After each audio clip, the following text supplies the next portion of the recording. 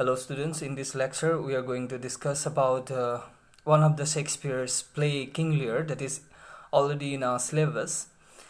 I would be taking up this lecture from the perspective of humanistic interpretation of King Lear. It would be an approach out of many approaches that we can have on King Lear, that is a humanistic interpretation of the text. Rather, we would try to analyze or theorize this particular text. As I have told you that the topic of discussion would be humanistic interpretation, I would like to first give you a rough idea of what humanistic interpretation is, or like how you can deal this particular play from this perspective. So let's first try to know what is humanistic interpretation. I would be reading out from Oxford's Guide on Shakespeare. So first is you need to understand what humanism is. Almost all of us have some ideas, about humanism, but it simply means the state of being human, or more commonly, a concern for the welfare of human beings. That is the first point to be considered. Next, in a larger sense, humanism can also mean any philosophy with a focus on human nature or human action. So the word human will become prominent as the lecture will go on. Now, humanistic interpretation is deeply motivated by an interest how literature has capacity or has the capacity to reveal something about a common human nature. When I said, or when we say common human nature, we know this is diverse. Actually, we are throughout historically share a very diverse cultural space. So, in that diverse cultural space, how literature has the capacity to find out or to reveal a common human thread. Or like here, I would like to quote Mikhail Bakhtin. He says that, great works of literature, I quote, collectively reveal complex unity of human cultures. So if I go to the first point about what is humanism, then we need to understand that humanism means the state of being human, and more commonly a concern for the welfare of human beings. The second point was that it is like in a larger sense, humanism can also mean any philosophy with a concern for human nature or human actions. These are the 2 points, and after that we have to understand what is humanistic interpretation, how it is motivated, what it tries to do with literature. Actually, it tries to reveal a common thread that you should understand among the various threads of human we have. Next, we need to understand what is the aim of this interpretation. What can be the aim of this interpretation? That is like, the aim is to view the defining characteristics that distinguishes human beings from all other animals. So you see, in all the four points, what is common is human.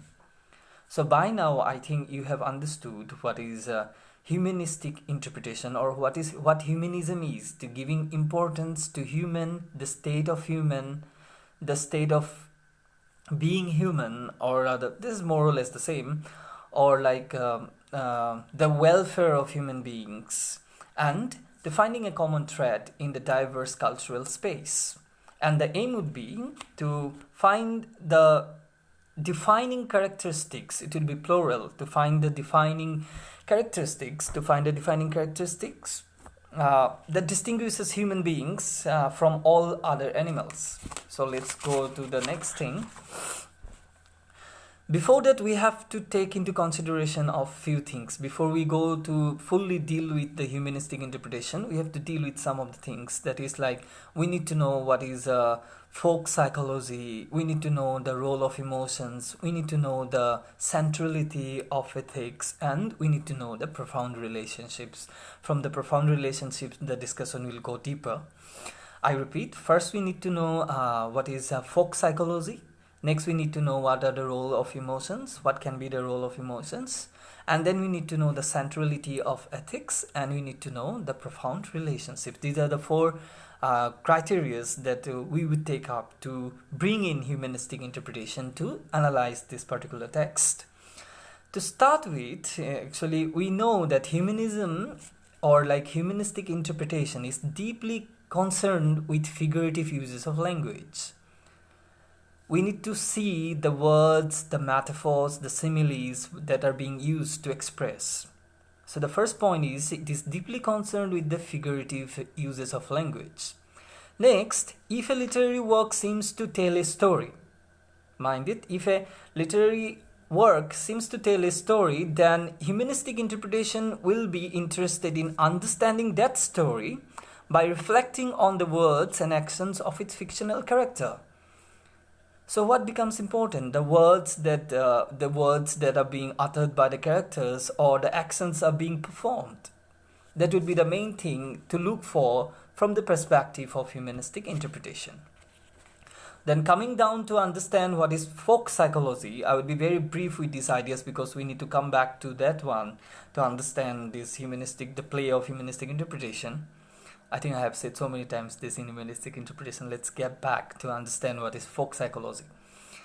Folk psychology, actually, I am giving you the definition from Wikipedia, that says that in philosophy of mind and cognitive science, folk psychology or common sense psychology is a human capacity to explain and predict the behavior and mental state of other people. It is just reading of the behavior. Basically, it is the reading of the human behavior.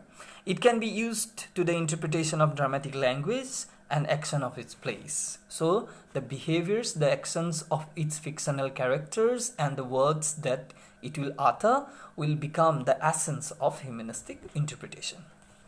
Now, next point was the role of emotions. As we know, humanistic interpretation is not only concerned with dramatic actions as a way to represent motives for specific acts, but also more broadly as a way to explore human feelings. After the words, we go for the actions, and with the actions, we try to see the human feelings, how those things are being represented in the text, the play of emotions, the play of words and the actions. And finally, we need to see the centrality of ethics, because the humanistic interest in the poetic elaboration of human feelings in Shakespearean plays are closely tied to the exploration of ethical questions. If you have found it difficult to understand my last point, then this is like ethics and human are kind of inseparable. Okay? So, to come to the profound relationships, after this I will go directly to the text. Then we'll bring in this humanistic approach to it. So far, what I want you people to understand is this. In my next lecture, I would be doing, or rather we would be doing, humanistic interpretation of King Lear. To do the humanistic interpretation of King Lear, we need to know what humanism is, that we have discussed, to know that you kindly listen to the first part of this video. And then later on, we have to think about the folk psychology. We need to know about the centrality of ethics. We need to know about the profound relationships later, and in between, we need to know the role of emotions. And most importantly, we need to pay attention to the words, feelings, and emotions, or what these fictional characters will do. So, I hope in this video you have slightly got an idea what can be a humanistic interpretation to its play. In my next video, which will be a sequel to this, we will try to understand how this humanistic interpretation can be brought to understand Cordelia's reciprocity, to understand King Lear's demands, to understand the other characters as well. So till then, stay safe.